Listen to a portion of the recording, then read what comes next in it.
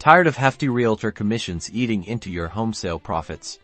Today, we're unlocking the secrets to selling your Calgary home yourself, saving you thousands. First, let's talk pricing. Do your homework. Research comparable sales in your area. Think recent sales of similar homes in your neighborhood. Websites like Zillow or even Realtor. Filtering by sold listings can provide valuable data. Consider a professional appraisal for an unbiased opinion. Undervalue, and you leave money on the table. Overvalue, and your house will sit on the market.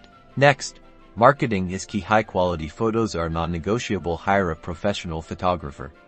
It's an investment that pays off. Write a compelling listing description that highlights your home's best features. Use strong verbs and avoid real estate jargon. Maximize online exposure by posting on Kijiji, Facebook Marketplace, and consider a flat fee MLS listing to reach a wider audience.